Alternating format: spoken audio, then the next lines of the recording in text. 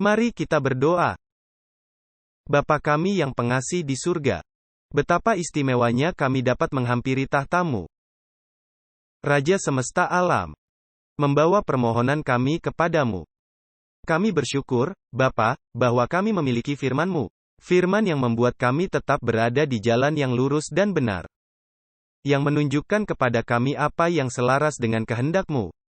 Apabila kami membahas pentingnya membedakan antara hal yang suci dan hal yang umum, kami memohon pimpinan Roh Suci-Mu. Bukalah hati kami, dan bukalah pikiran kami, agar kami bersedia menerima apa yang Engkau kehendaki kami miliki. Dan terima kasih Bapa, karena mendengar doa kami. Karena kami memintanya dalam nama Yesus. Amin. Alkitab memberikan kita berbagai kisah yang mengajarkan prinsip-prinsip yang universal, yang bisa diaplikasikan di sepanjang zaman. Nah, kondisi lingkungan dari kisah-kisah itu mungkin bisa berbeda-beda. Namun prinsip yang digambarkan oleh kisah-kisah itu tetap bertahan selamanya. Saya ingin mengawali dengan membahas penaklukan Yerikho.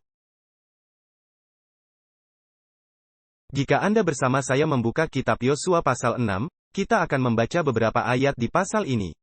Dari kitab Yosua yang mengisahkan penaklukan tanah perjanjian. Nah, ketika bangsa Israel menyeberangi sungai Yordan, kota pertama yang mereka hadapi adalah kota Yerikho.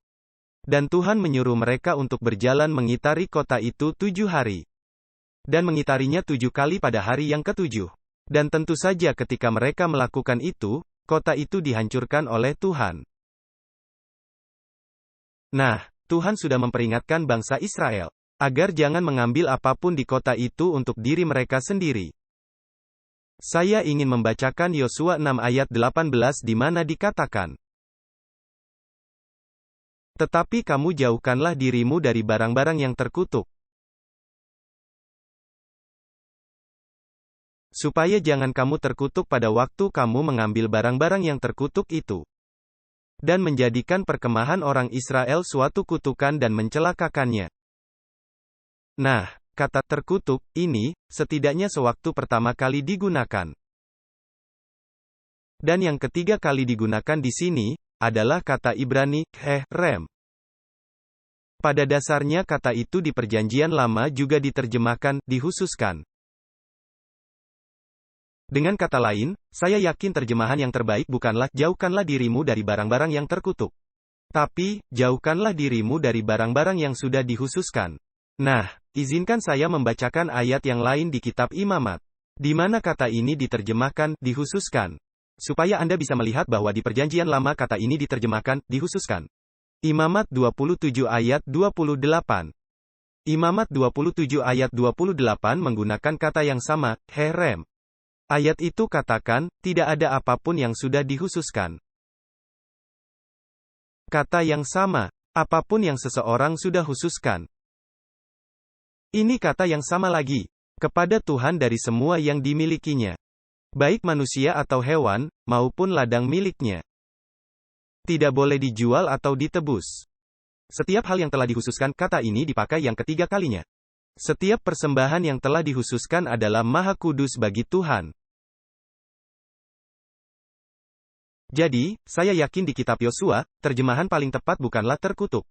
Terjemahan paling tepat adalah yang dikhususkan. Barang-barang yang ada di Yerikho sudah dikhususkan atau dipisahkan. Nah, Anda bertanya, dipisahkan untuk apa? Baik, kitab Yosua memberitahukan itu untuk apa. Pasal 6 ayat 19, tepat pada ayat berikutnya, berkata sebagai berikut. Tetapi segala emas dan perak, serta bejana-bejana dari tembaga dan besi dikuduskan bagi Tuhan. Semuanya itu akan dimasukkan ke dalam perbendaharaan Tuhan. Emas dan perak dan tembaga itu dipakai untuk apa? Itu untuk dibawa masuk ke perbendaharaan Tuhan. Dengan kata lain, barang-barang ini dikhususkan bagi siapa? Hal tersebut dikhususkan bagi Tuhan. Hal itu bukanlah terkutuk.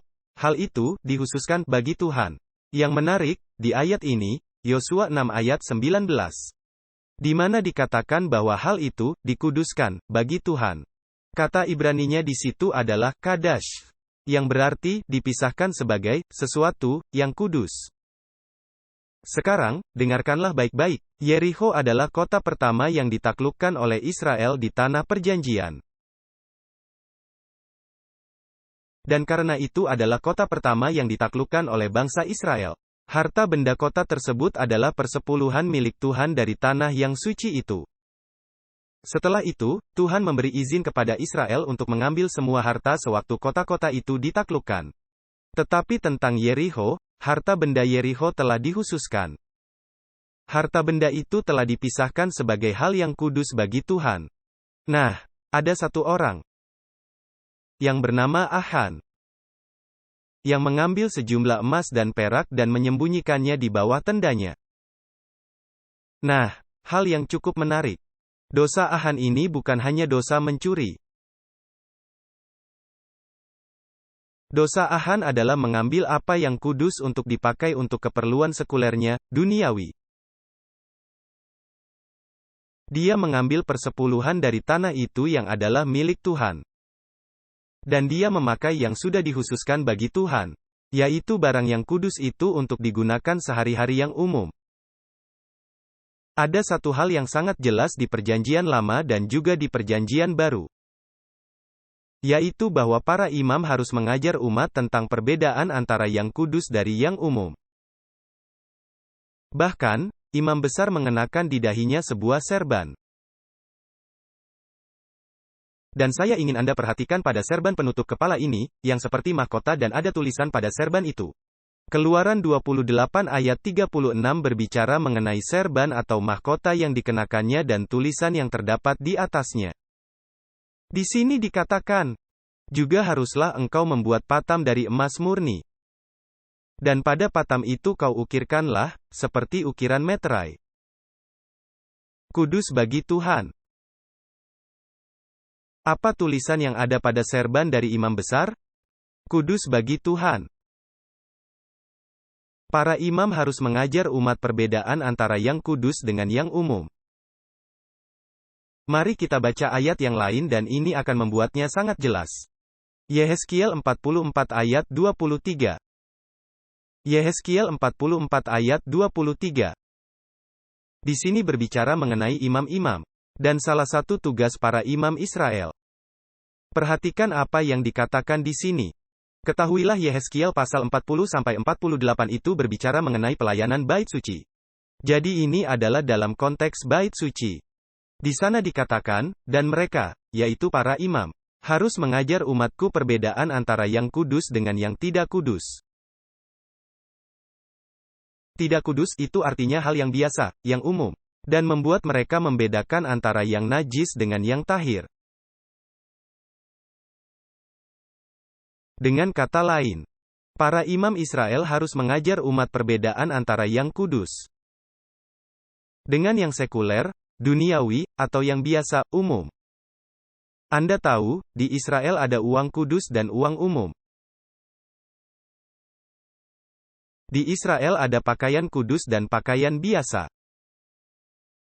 Di Israel ada hari-hari biasa dan hari-hari yang kudus. Di Israel ada tempat-tempat yang biasa dan tempat-tempat yang kudus. Di Israel ada musik yang kudus dan musik yang biasa. Di Israel ada waktu-waktu kudus dan waktu-waktu biasa. Di Israel ada pekerjaan-pekerjaan kudus dan pekerjaan-pekerjaan yang biasa. Dan para imam harus mengajarkan umat Israel perbedaan yang jelas antara apa yang sudah didedikasikan kepada Tuhan, yaitu apa yang kudus, dan apa yang biasa. Alkitab mengatakan bahwa para imam ini gagal total melakukan tugas mereka. Yehezkiel 22 ayat 26. Yehezkiel 22 ayat 26 berbicara tentang imam-imam dan kegagalan mereka melakukan tugas ini. Di sana dikatakan di Yehezkiel 22 ayat 26. Imam-imamnya melanggar hukum Tauratku dan menajiskan hal-hal yang kudus bagiku.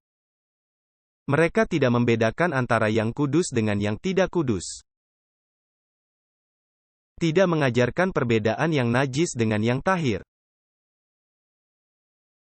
Dan mereka telah menutup mata terhadap hari-hari Sabatku. Ini bermakna, mereka telah menutup mata terhadap hari-hari Sabatku. Demikianlah aku dinajiskan di tengah-tengah mereka. Jadi, saya mau menekankan faktanya bahwa imam-imam wajib mengajar umat dengan jelas. Perbedaan antara apa yang kudus dengan apa yang biasa. Nah, ada satu hal di bait suci, yang sangat kudus dari antara benda-benda lain. Dan itu adalah ukupan, dupa, yang dipakai untuk dibakar di mezbah ukupan, atau mezbah emas. Keluaran 30 ayat 7-9 berbicara tentang ukupan ini yang dipersembahkan kepada Tuhan. Ketahuilah, ukupan, dupa itu dibuat dengan formula yang khusus. Dan tak seorang pun boleh meniru untuk menggandakan formula kudus ini. Karena Alkitab katakan kepada kita, jika ada orang mencoba menggandakan formula itu, dan menggunakannya dalam lingkungan sekuler, duniawi, hukumannya adalah kematian. Perhatikan Keluaran 30 ayat 7-9. Harun harus membakar di atasnya, maksudnya di atas mezbah ukupan, dupa wangi-wangian tiap-tiap pagi. Apabila ia membersihkan pelita, haruslah dia membakar ukupan di atasnya. Dan apabila Harun menyalakan pelita itu, yaitu pada waktu petang, dia haruslah membakar ukupan di atasnya. Suatu ukupan yang terus-menerus di hadapan Tuhan turun-temurun. Lalu dikatakan, janganlah kamu persembahkan ukupan yang asing di atas mezbah. Apa maksudnya, ukupan yang asing? Artinya jenis ukupan apapun yang bukan dibuat menurut formula khusus yang kudus dan dihususkan kepada Tuhan. Janganlah kamu mempersembahkan ukupan jenis lain apapun di atas mezbah pedupaanku. Apakah Tuhan serius mengenai hal ini? Bukankah dupa itu sama-sama juga adalah dupa? Sama sekali tidak. Ada dupa khusus yang kudus. Dan itu tidak boleh dipakai secara sekuler. Dan dupa sekuler, dupa biasa, juga tidak boleh dipersembahkan sebagai dupa kudus di hadapan Tuhan. Nah, pertanyaannya adalah, ukupan, dupa itu melambangkan apa? Marilah kita membaca beberapa ayat Alkitab untuk melihat ukupan itu melambangkan apa. Mazmur 141 ayat 2. Di sana dikatakan, biarlah doaku adalah bagimu seperti persembahan ukupan. Dan tanganku yang terangkat seperti persembahan korban pada waktu petang. Jadi, ukupan itu berkaitan dengan apa di sini di dalam Mazmur 141 ayat 2? Itu berkaitan dengan doa. Tetapi sekarang dengarkanlah dengan cermat. Ayat ini memberitahukan kepada kita, bahwa doa itu dikaitkan dengan ukupan. Tapi ada hal yang lebih jauh lagi. Marilah bersama saya ke kitab Wahyu 8 ayat 3. Doa itu sendiri bukanlah ukupan. Ukupan ini adalah sesuatu yang terpisah dari doa. Perhatikan, Wahyu 8 ayat 3 membuat perbedaan itu jelas. Dikatakan di sini, maka seorang malaikat lain, membawa sebuah pedupaan emas, datang dan berdiri di dekat mezbah. Ini adalah di surga. Ini adalah bait suci surgawi. Dan dikatakan, dan kepadanya diberikan banyak, apa? Banyak kemenyan yang harus dipersembahkannya. Bersama-sama dengan doa semua orang kudus. Di atas mezbah emas yang ada di hadapan takhta itu. Apakah ukupan itu melambangkan doa? Bukan. Ukupan itu dipersembahkan bersama-sama dengan doa. Ini adalah detail yang sangat penting. Nah, mari bersama saya ke Lukas 1 ayat 8-10. Di mana kita temukan kedua-duanya adalah simbol. Dan apa yang dilambangkan oleh simbol itu? Lukas 1 ayat 8-10 berbicara mengenai Zaharia, ayah Yohanes Pembaptis, dan dia sedang melayani di bait suci. Dan saya mau Anda perhatikan pada pukul berapa dia membakar ukupan di mezbah. Dan apa yang dilakukan orang-orang di luar bait suci sementara dia membakar ukupan di mezbah? Dikatakan di Lukas 1 ayat 8. Pada suatu kali, sewaktu Zaharia melakukan tugas sebagai imam di hadapan Tuhan menurut giliran kelompoknya, ketahuilah itu adalah divisi ke-8. Sebagaimana lazimnya menurut keimamatan, dia mendapat bagian untuk membakar ukupan. Pada waktu dia masuk ke dalam bait suci Tuhan. Jadi Zaharia masuk dan dia akan membakar dupa. Nah, apa yang dilakukan umat di luar? Ukupan itu ditambahkan dengan apa? Dengan doa orang-orang kudus. Nah, itu merupakan simbol, bukan? Itu merupakan simbol dalam bait suci. Tetapi simbol itu melambangkan apa? Ayat terakhir beritahukan, ayat 10 berkata, dan sementara itu seluruh umat berkumpul di luar. Sedang apa? Sedang berdoa pada waktunya pembakaran ukupan. Jadi di sini kita dapatkan yang sesungguhnya terjadi, yaitu doa-doa. Dan kita juga mendapatkan simbolnya, yaitu ukupan yang dibakar di mezbah. Nah, ukupan itu melambangkan apa? Itu ditambahkan pada doa umat Tuhan. Mari saya bacakan pernyataan yang terdapat dalam Selected Messages volume 1, halaman 329. Di mana Ellen White menjelaskan simbolisme ukupan yang ditambahkan kepada doa orang-orang kudus ini. Bisakah kita berdoa kepada Tuhan? Akankah Tuhan mendengarkan doa kita? Seandainya doa-doa kita itu langsung menuju ke tahtanya? Tuhan akan membinasakan kita karena doa-doa kita najis. Doa-doa kita datang dari bibir-bibir yang berdosa. Jadi apa yang harus dilakukan dengan doa-doa kita? Doa-doa kita harus dibersihkan dan dimurnikan oleh kebenaran Kristus. Karena dialah pengantara kita. Doa-doa kita tidak bisa melayang begitu saja ke hadapan Tuhan. Perhatikan apa yang terdapat dalam pernyataan yang mendalam ini.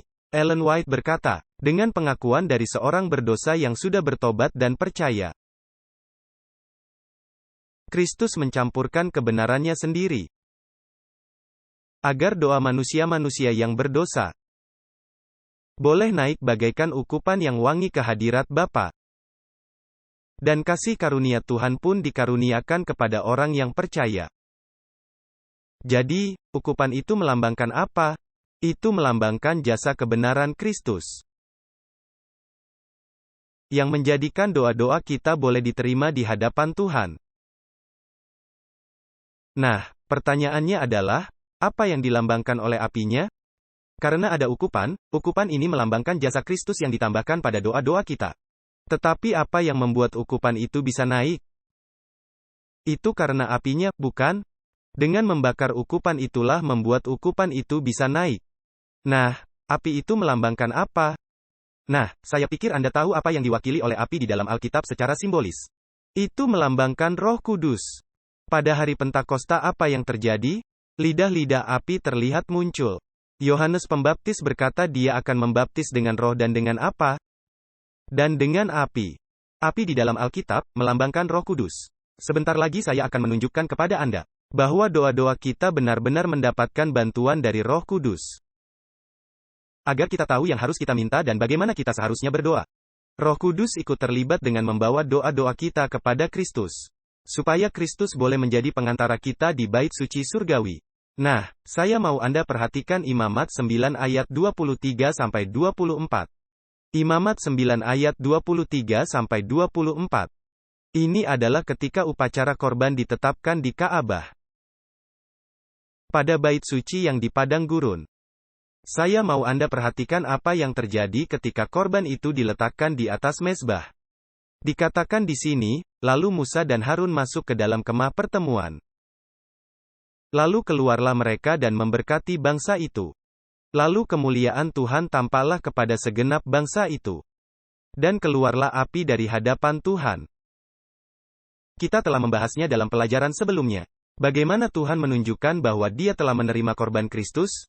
Dengan turunnya lidah-lidah api pada hari Pentakosta, ingat, perhatikanlah selanjutnya dikatakan, ayat 24. Dan keluarlah api dari hadapan Tuhan.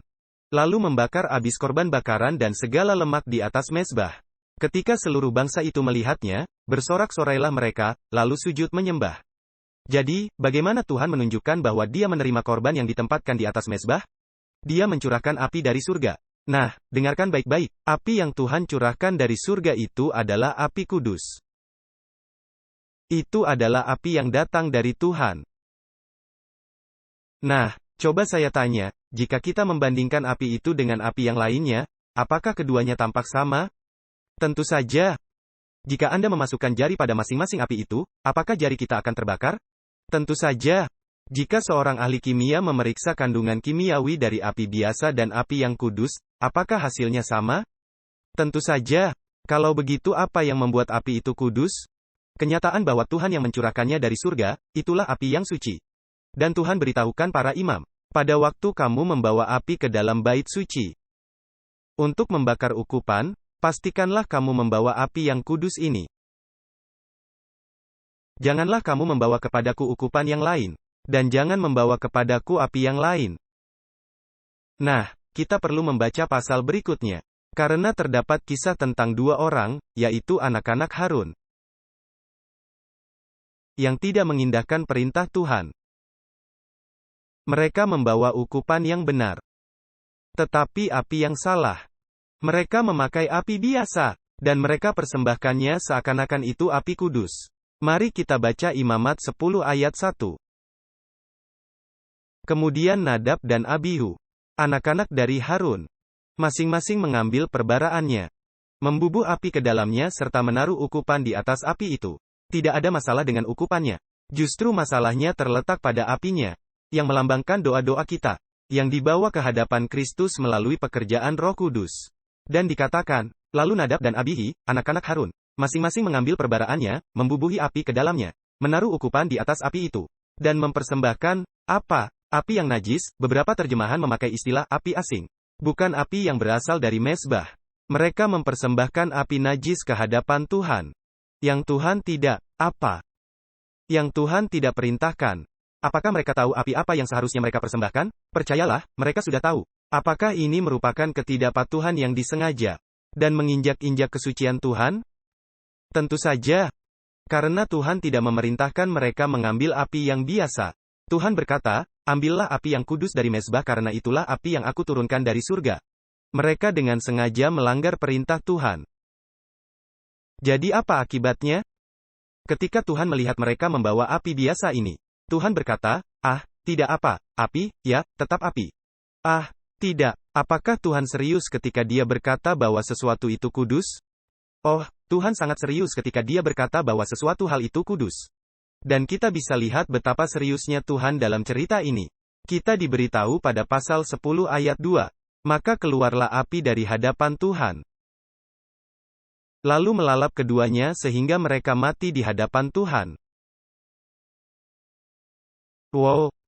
Karena mereka mempersembahkan api yang biasa seakan-akan itu apa? Seakan-akan itu kudus?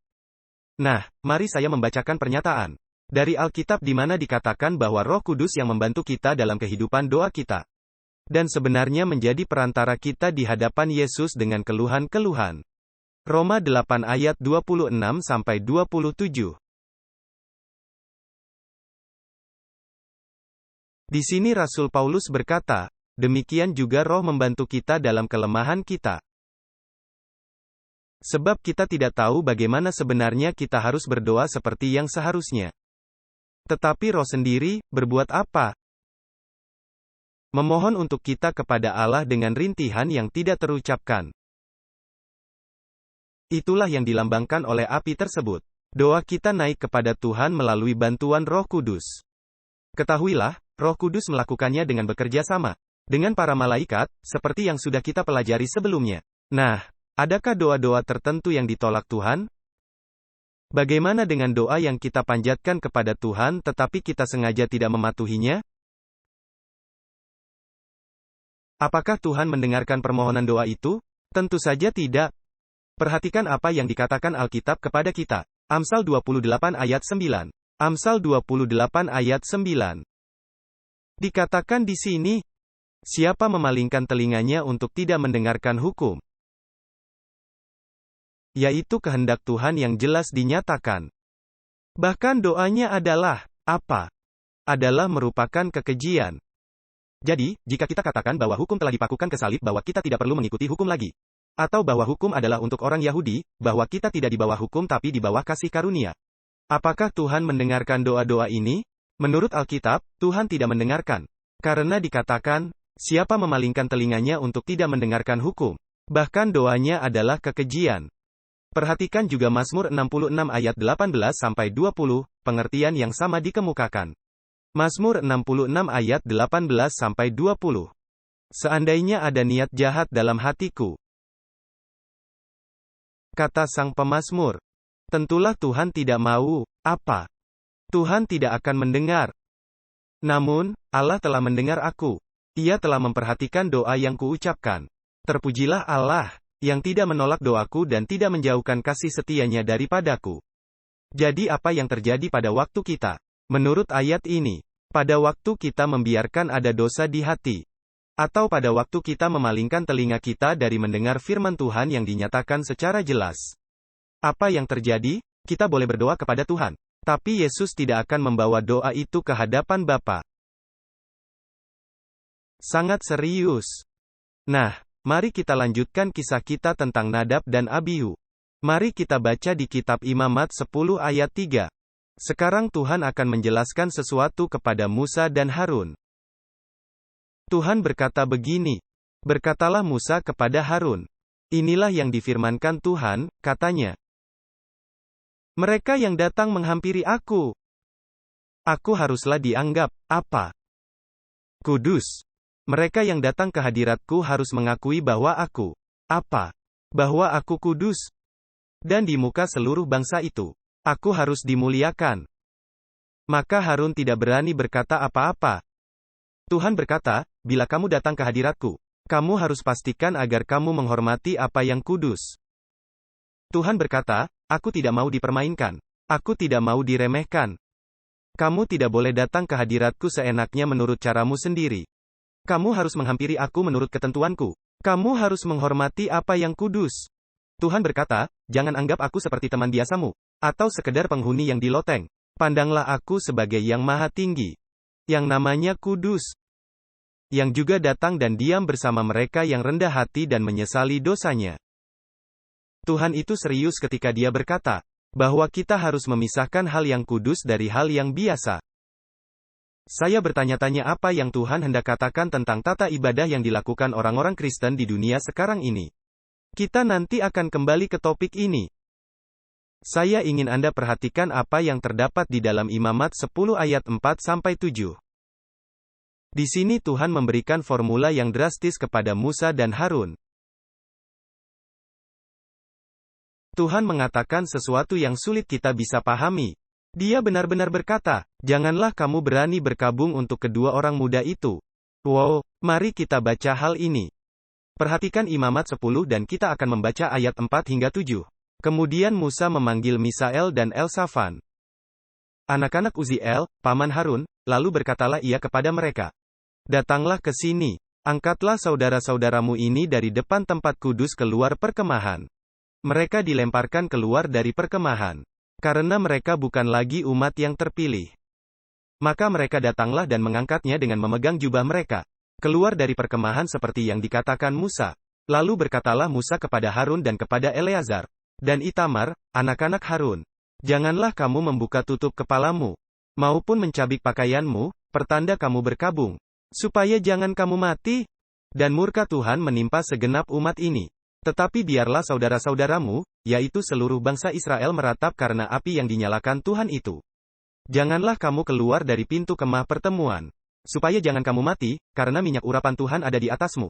Dan mereka melakukan sesuai perkataan Musa. Anda lihat, jika umat berkabung untuk kedua orang muda tersebut, itu akan memberikan kesan bahwa mereka bersimpati kepada kedua orang muda itu. Ingatkah Anda apa yang terjadi pada pemberontakan Korah, Datan dan Abiram? Anda lihat, mereka bukan orang-orang Lewi, tetapi mereka mau menjadi imam. Maka mereka membawa pedupaan mereka ke hadapan Tuhan dan berkata, kami mau menjadi imam, engkau tahu bahwa kami mampu, kami bisa melakukannya. Jadi mengapa Tuhan berkata kami tidak boleh? Jadi Musa berkata, bawalah pedupaanmu. Dan mereka membawa pedupaan mereka, 250 orang semuanya. Dan Musa berkata, jika aku adalah nabi Tuhan, dan tanah ini terbuka dan menelan kamu, maka kamu akan tahu apakah aku benar atau tidak. Dan Alkitab berkata bahwa tanah terbelah dan menelan seluruh 250 orang itu. Dan tahukah Anda apa yang dilakukan Israel? Mereka mulai mempersalahkan Tuhan dan bersimpati dengan orang-orang yang ditelan bumi itu.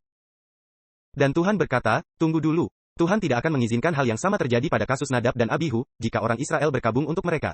Itu menunjukkan bahwa mereka menyesalkan kematian orang-orang muda tersebut. Tuhan berkata, kamu justru harus menyesal karena kekudusanku telah terinjak-injak. Sekarang, kita perlu mengajukan pertanyaan yang sangat penting. Mengapa Nadab dan Abihu mempersembahkan api biasa di hadapan Tuhan? Mereka sudah tahu mereka harus mempersembahkan api yang kudus. Mengapa mereka mengambil api biasa dan mempersembahkannya? Mengapa mereka tidak bisa membedakan antara yang kudus dan biasa? Kitab Imamat menjelaskan mengapa. Perhatikan pasal 10 dan ayat 8 dan 9. Imamat 10 ayat 8-9. Dikatakan, lalu Tuhan berfirman kepada Harun katanya, dengarkanlah nasihatnya sekarang. Janganlah engkau minum anggur atau minuman keras. Baik engkau maupun anak-anakmu.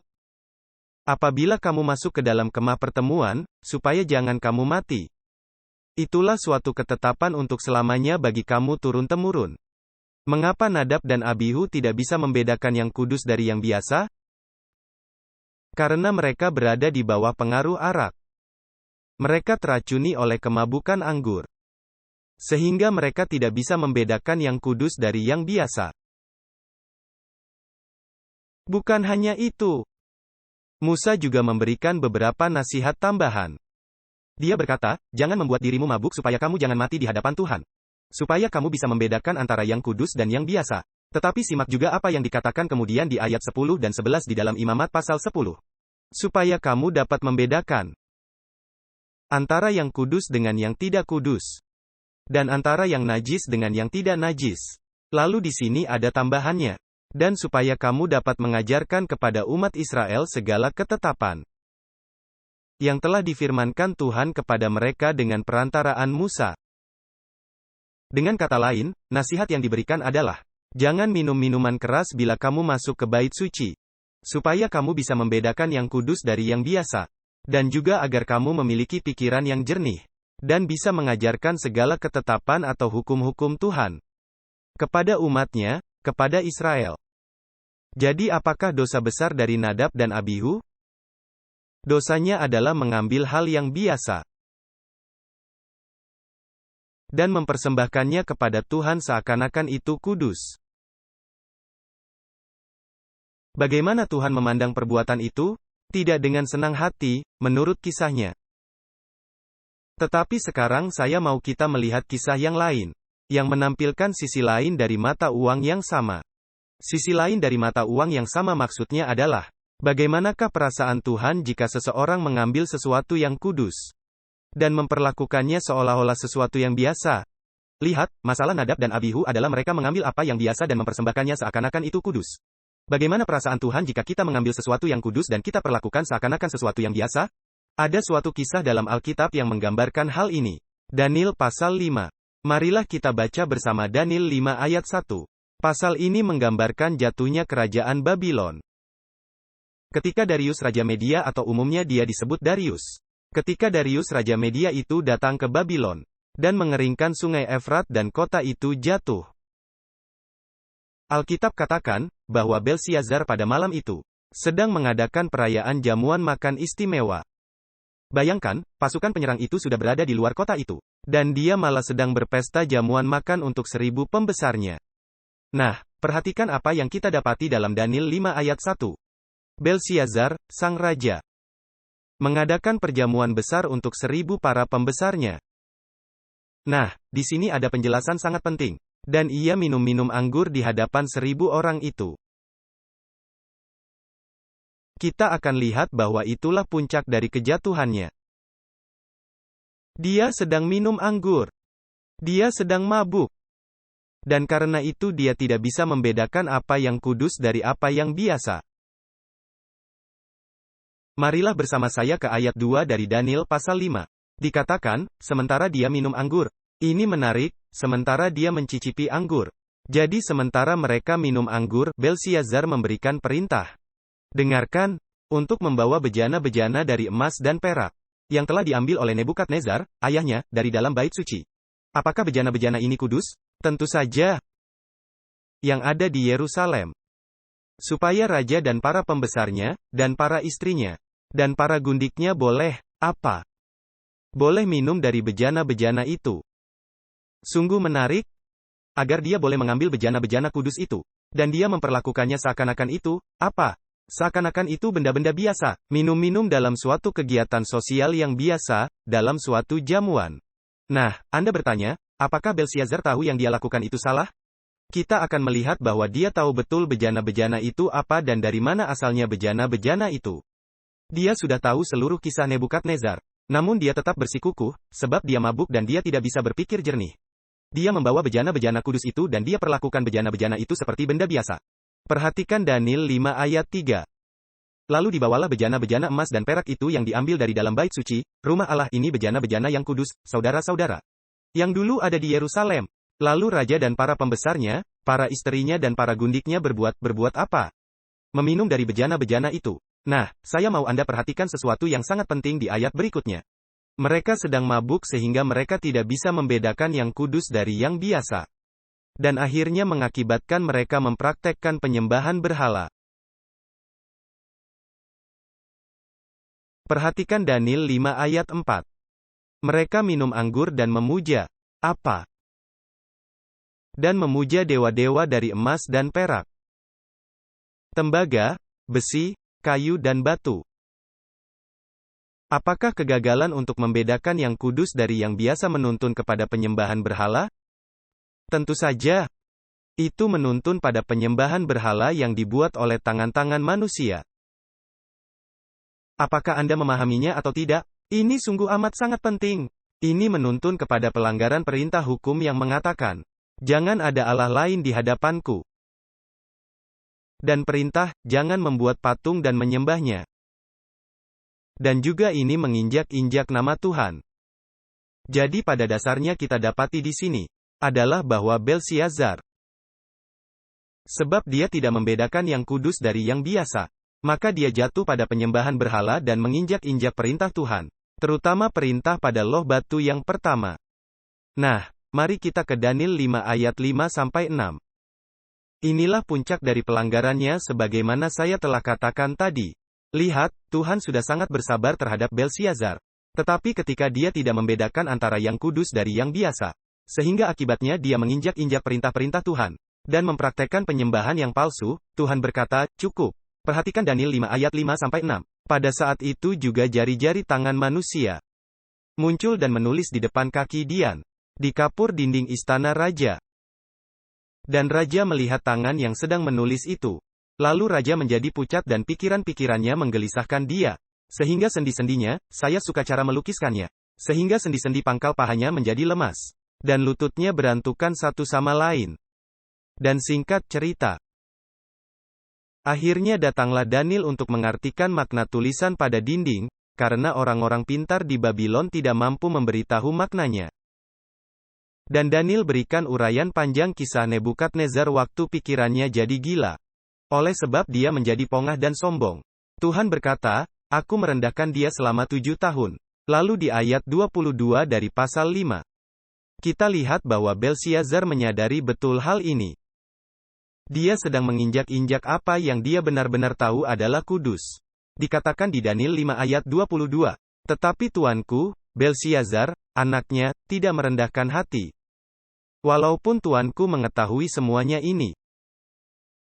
Apakah ini ketidakpatuhan yang disengaja terhadap Tuhan? Dengan mengambil apa yang kudus dan memperlakukannya seperti hal yang biasa. Dan menginjak-injak perintah Tuhan, dan mempraktekkan penyembahan yang palsu? Tentu saja.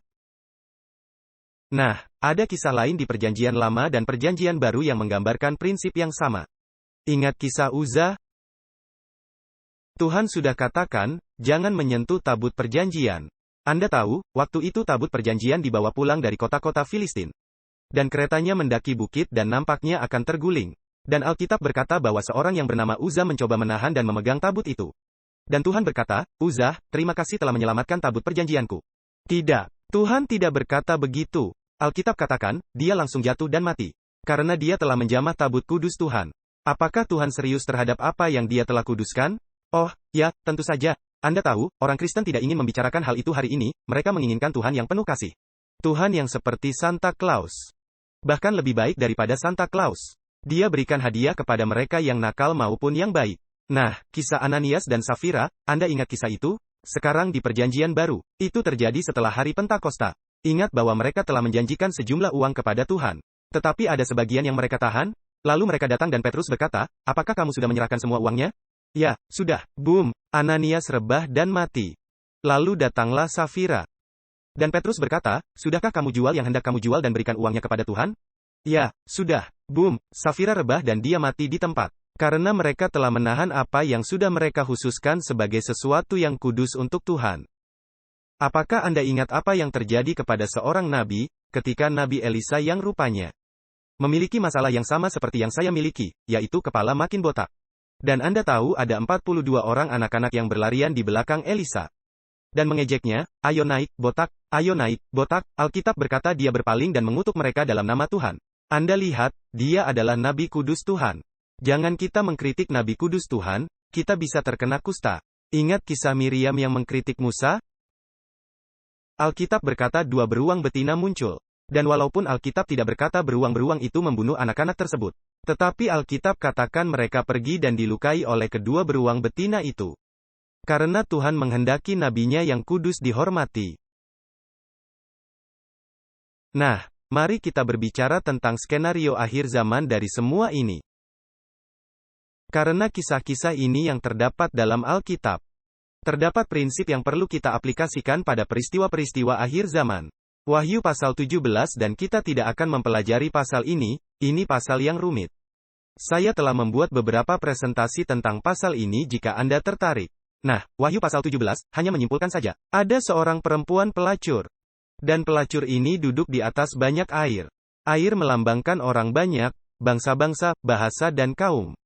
Alkitab berkata bahwa pelacur ini memakai pakaian berwarna ungu dan kirmizi. Dan dia memiliki anak-anak perempuan yang lahir darinya. Karena dia adalah ibu dari wanita-wanita pelacur, menurut ayat ini. Alkitab katakan bahwa ada sebuah cawan di tangannya. Dan menurut Anda apa yang ada di dalam cawannya? Anggur. Wilkes. Bukan. Ernest and Julio Gallo, hehehe, anggur yang telah fermentasi. Dan dia memberikan anggur ini kepada raja-raja di dunia ini. Dan dia memberikan anggur ini kepada orang banyak di bumi. Dan membuat mereka mabuk. Dan nubuatan beritahukan kita bahwa akibatnya orang-orang menyembah berhala. Dan mereka menginjak-injak perintah-perintah Tuhan. Dan mereka menganiaya mereka yang memelihara perintah-perintah Tuhan. Izinkan saya membacakan suatu kutipan dari Grid Kontroversi halaman 389, suatu pernyataan yang keras dari Ellen White. Dia melihat apa yang dilambangkan oleh anggur dan jika ada waktu saya perlu waktu untuk seluruh pelajaran itu. Untuk membahas apa maksudnya anggur Babylon yang keji ini. Ini melambangkan ajaran-ajarannya yang palsu, doktrin-doktrin yang palsu. Perhatikan yang dikatakannya, ketika guru-guru yang setia menjelaskan firman Tuhan. Muncullah orang-orang yang cendekia. Pelayan-pelayan Tuhan yang mengaku memahami Alkitab. Yang menyatakan doktrin yang benar sebagai ajaran sesat. Dan dengan demikian membuat para pencari kebenaran berpaling dari kebenaran itu. Lalu dia katakan begini, seandainya dunia tak dimabukkan sedemikian parahnya oleh anggur Babylon. Ada banyak orang diyakinkan dan bertobat. Oleh kebenaran firman Tuhan yang jelas dan tajam. Tetapi iman keagamaan nampak begitu membingungkan dan saling bertentangan. Sehingga orang tidak tahu yang mana harus dipercaya sebagai kebenaran. Lalu dia berkata begini, dosa dari dunia yang tidak bertobat ini terletak di pintu gereja. Siapakah yang menyebabkan kebingungan di dalam dunia agama dan ajaran membingungkan di dunia ini? Itu adalah para pemimpin rohani, yaitu para pelayan Tuhan, yang mengajarkan hal-hal yang tidak terdapat di dalam firman Tuhan. Dan mereka mengajarkan praktek-praktek yang dikutuk oleh firman Tuhan. Itulah sebabnya Tuhan memberikan pekabaran peringatan terakhir kepada mereka yang berada di dalam gereja-gereja ini. Dan dia memanggil mereka untuk keluar. Perhatikan Wahyu 18 ayat 1-5. Wahyu 18 ayat 1-5. Setelah berbicara mengenai kejatuhan Babylon dan dosa-dosa Babylon, Tuhan membuat seruan memanggil umatnya untuk keluar. Sesudah itu aku melihat seorang malaikat lain turun dari sorga. Ia mempunyai kekuasaan besar, dan bumi diterangi oleh kemuliaannya. Dan ia berseru dengan suara yang nyaring. Katanya, sudah rubuh Babel, kota besar itu. Dan ia telah menjadi tempat kediaman roh-roh jahat. Dan penjara segala roh-roh najis. Dan sangkar segala burung yang najis dan yang dibenci. Burung-burung yang najis ini melambangkan setan-setan. Ingat ketika Yesus berbicara perumpamaan tentang penabur? Burung-burung datang dan mengambil benih kebenaran. Lalu Yesus menjelaskan apa maknanya, setan datang dan dia mengambil benih kebenaran. Dari hati orang yang tidak mau percaya. Perhatikanlah ayat 3. Karena semua bangsa. Inilah sebabnya mengapa Babylon menjadi seperti ini, karena semua bangsa telah. Apa? Telah minum dari anggur cabulnya. Raja-raja di bumi, telah berbuat cabul dengan dia. Dan para pedagang di bumi telah menjadi kaya oleh kelimpahan kemewahannya. Sekarang, perhatikan. Lalu aku mendengar suara lain dari sorga berkata, keluarlah darinya, hai umatku. Supaya kamu jangan mengambil bagian dalam dosa-dosanya dan supaya kamu jangan turut ditimpa malapetaka-malapetakannya. Sebab dosa-dosanya telah sampai ke langit. Dan Allah telah mengingat segala kejahatannya. Apakah Tuhan memiliki umat di Babylon? Apakah Tuhan memiliki umat di semua gereja-gereja ini? Di mana kebenaran tidak diajarkan? Percayalah hal itu. Kebanyakan umat Tuhan ada di dalam gereja-gereja dunia ini. Orang-orang yang tulus, yang pengasih, yang melayani Tuhan sebaik-baiknya sesuai pengetahuan mereka. Tetapi mereka mungkin hanya mendengarkan para pemimpin rohaninya, yang mengajari mereka hal-hal yang bertentangan dengan firman Tuhan. Tetapi jika mereka tulus dan mereka benar-benar mengasihi Tuhan, pada waktu mereka mendengar kebenaran, mereka akan mendengar suara Yesus, dan mereka akan keluar. Nah, marilah kita aplikasikan apa yang telah kita pelajari ini secara praktis. Saya hendak bertanya kepada Anda, apakah hari Minggu itu kudus? Apakah hari Sabat itu kudus? Siapa yang membuat hari Minggu kudus? Hari Minggu adalah berhala waktu yang diciptakan oleh manusia. Apa saya benar? Tentu saja. Nah, mengapa saya katakan ini? Mengapa orang Kristen sekarang ini meninggikan hari Minggu sebagai hari ibadah yang kudus? Dan mereka katakan bahwa kita tidak usah memelihara hari Sabat. Alasannya adalah karena mereka sedang minum anggur perempuan pelacur itu. Kepausan Roma Katolik, yang mengaku telah merubah hari ibadah. Seperti yang sudah kita pelajari dalam seminar ini, Kepausan tidak berusaha menyembunyikan fakta ini. Mereka berkata, kamilah yang mengganti hari itu, oleh wewenang yang diberikan Yesus Kristus kepada gereja untuk mengubah perintahnya. Dengan kata lain, dunia rohani sedang mabuk oleh anggur Babylon. Anda lihat, hari pertama menurut Alkitab adalah hari kerja biasa. Karena Tuhan berkata, 6 hari kamu harus bekerja dan melakukan semua pekerjaanmu. Tetapi hari yang ketujuh adalah Sabat Tuhan Allahmu. Jadi dengan kata lain, hari Minggu adalah hari kerja biasa. Hari Sabat adalah apa? Adalah hari istirahat Tuhan. Apakah dunia Kristen membedakan antara yang kudus dengan yang biasa? Mereka tidak membedakan antara yang kudus dengan yang biasa. Dan simaklah baik-baik yang saya hendak katakan. Sebagai akibatnya, mereka sedang mempraktekkan penyembahan berhala. Anda berkata, tunggu dulu, apakah maksud Anda bahwa memelihara hari Minggu itu penyembahan berhala? Ada yang melakukannya karena tidak menyadarinya. Namun itu sebenarnya penyembahan berhala. Lalu Anda berkata, mengapa bisa? Nah, mari saya menjelaskannya. Coba saya tanya, siapa yang menciptakan matahari? Tuhan yang menciptakan matahari. Apakah matahari itu objek yang kudus atau objek duniawi, biasa? Objek duniawi, bukan? Nah, apa yang terjadi jika kita membuat matahari sebagai objek yang kudus? Dan Anda menyembah matahari. Apa namanya itu? Penyembahan berhala. Sekarang, siapa yang menciptakan hari pertama dalam seminggu? Tuhan. Apakah Tuhan membuat hari itu kudus? Lalu apa yang terjadi jika Anda menjadikan hari itu kudus? Itu adalah penyembahan berhala. Hal itu prinsipnya sama. Satu-satunya perbedaannya adalah, yang pertama dijadikan berhala adalah terdiri dari benda materi. Sedangkan yang kedua dijadikan berhala terdiri dari waktu. Tetapi itu tetap merupakan berhala karena itu adalah sesuatu yang diciptakan oleh manusia untuk penyembahan. Yang bukan Tuhan buat untuk penyembahan. Apakah Anda bisa mengikuti saya? Nah, mari saya bacakan satu pernyataan dari Ellen White, buku Testimonies volume 9, halaman 211. Dan saya tahu apa yang saya katakan ini keras, tetapi ini adalah kebenaran. Perhatikan apa yang dia katakan. Masalah Sabat ada hal yang perlu disampaikan dengan sangat hati-hati dan bijaksana dalam mengemukakannya. Banyak karunia dan kuasa Allah yang akan diperlukan untuk mencampakkan berhala ini. Untuk mencampakkan apa? Berhala ini yang telah ditegakkan dalam bentuk Sabat yang palsu.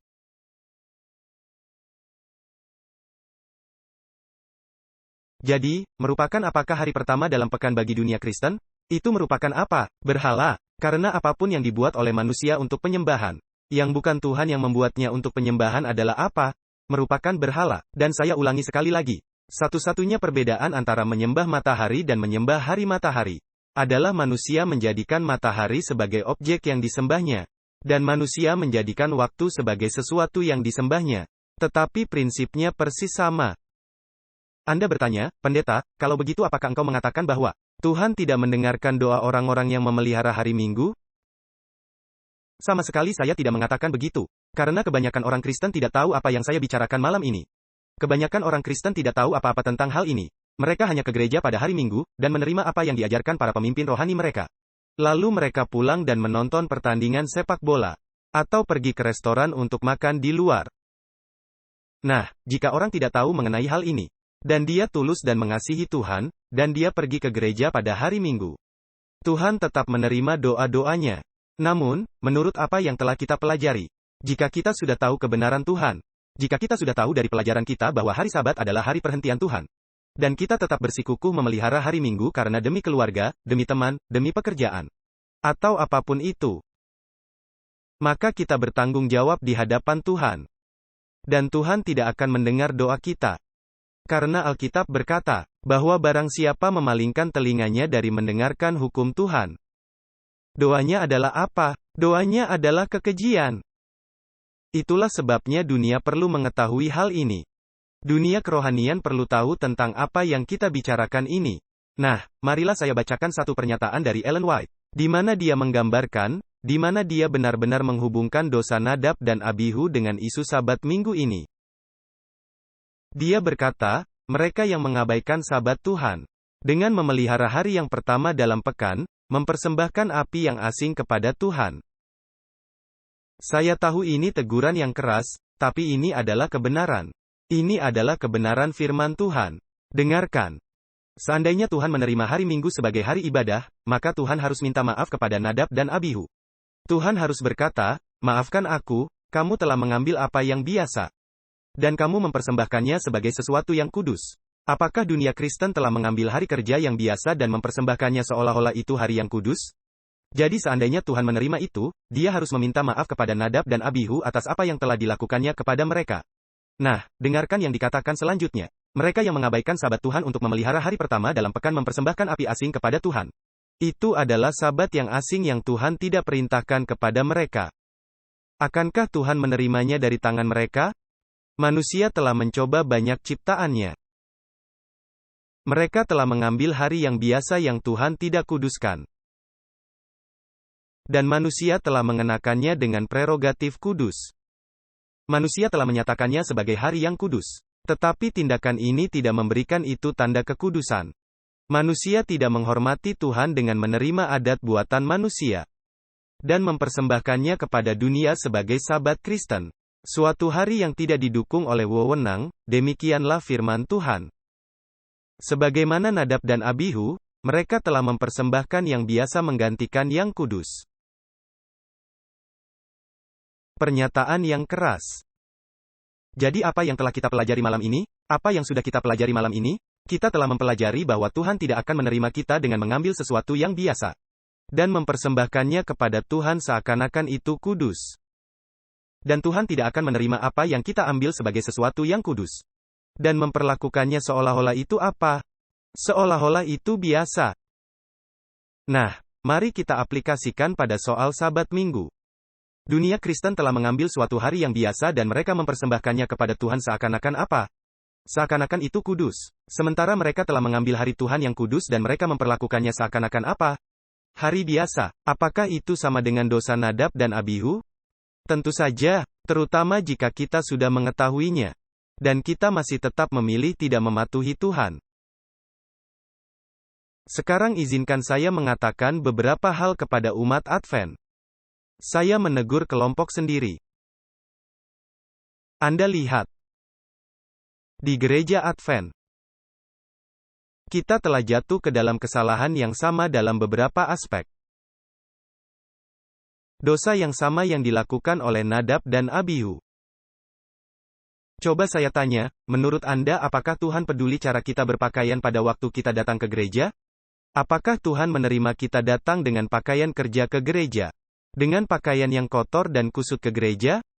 Tidak. Kita ini hendak bertemu dengan Raja Alam Semesta. Harus ada pakaian yang istimewa, yang sudah dicuci dan sudah disetrika, untuk datang di hadapan Tuhan, pakaian yang terbaik kita. Namun umat Kristen hari ini berkata, "Ah, tidak, saya justru berpakaian yang jelek-jelek saja ke gereja." Tetapi mereka tidak berpakaian jelek jika hendak bertemu dengan Presiden Amerika Serikat. Kita tidak akan berpakaian yang jelek-jelek jika kita menghadiri acara formal. Tetapi jika ke gereja, kita berpakaian sembrono. Apakah Tuhan peduli cara kita mempersembahkan diri kita kepadanya di bait suci? Sebaiknya Anda percaya. Bagaimana dengan apa yang kita lakukan pada hari Sabat? Apakah Tuhan peduli apa yang kita lakukan pada hari Sabat? Apakah kita keluar untuk makan di restoran? Atau membawa donat Krispy Kreme ke lobi gereja? Seperti yang terjadi di beberapa gereja, Tuhan peduli. Apakah Dia peduli apa yang kita bicarakan pada hari Sabat? Tentu saja. Apakah Tuhan peduli jenis musik yang kita dengarkan? Apakah semua musik rohani itu musik yang kudus? Anda tahu, itulah yang dikatakan dunia Kristen hari ini, selama liriknya mengandung kata-kata Kristiani. Tuhan tidak peduli dengan musiknya. Apakah ada musik yang kudus? Ya.